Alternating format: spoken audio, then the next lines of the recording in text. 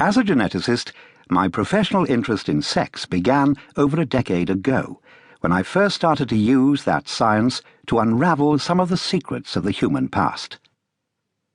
I chose as the instrument to navigate these mysteries a piece of DNA which is inherited purely down the female line, passed from mother to daughter for generation upon generation, directly from our ancestors to the present day.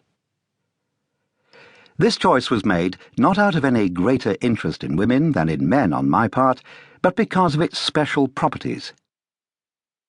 What this particular stretch of DNA revealed was not so much a history of our species as a history of women. And what a history it is! I was able to show that each of us is connected by unbroken maternal threads, traceable with DNA, to one of a few ancestral women living thousands, even tens of thousands of years ago.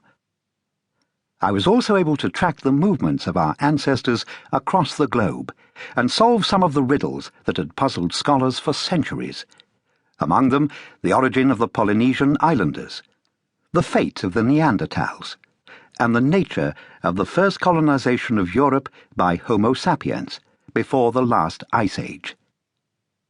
I was well aware that because the DNA I had used was maternally inherited, my interpretation of past events was based entirely on the genetic history of women and would need to be confirmed and complemented by an equivalent genetic history of men when that became technically feasible.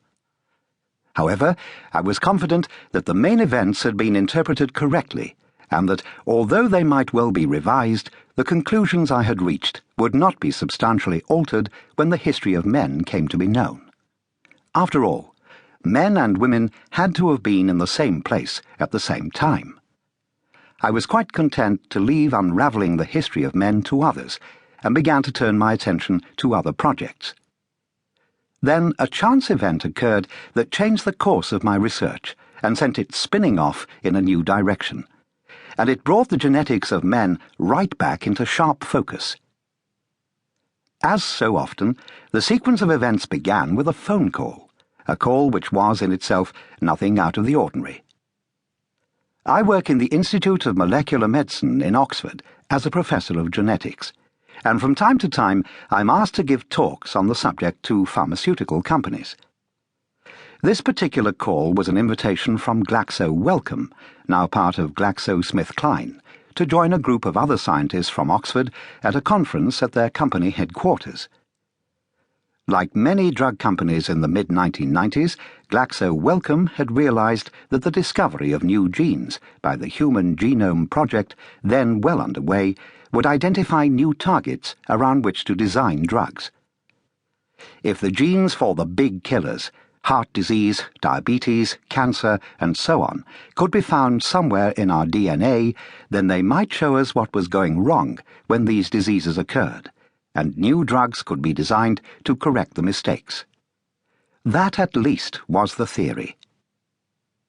What makes this particular invitation relevant to my story is that the chairman of Glaxo Wellcome at the time was Sir Richard Sykes.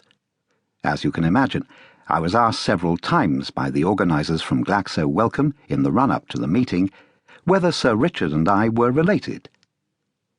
The only Richard Sykes I knew at the time was my own son. As far as I knew, their chairman and I were not connected at all. You can tell from Sir Richard's accent that he was brought up in Yorkshire, in the north of England. I, on the other hand, spent my childhood in London and have the accent to match. The only similarity between Sir Richard and myself, other than our both having trained as scientists, is that we have the same surname. I thought no more about it. When I got into the car which had arrived to take me to the conference, the driver asked me the same question again. I don't know why, but this time, as I was about to repeat my simple denial, I suddenly had a thought. Maybe Sir Richard and I were related after all, but without realizing it. And, more to the point, maybe I could prove it by a genetic test. I asked the driver to wait, rushed back into the institute, grabbed one of the small brushes which I used to collect DNA samples, and ran back to the car.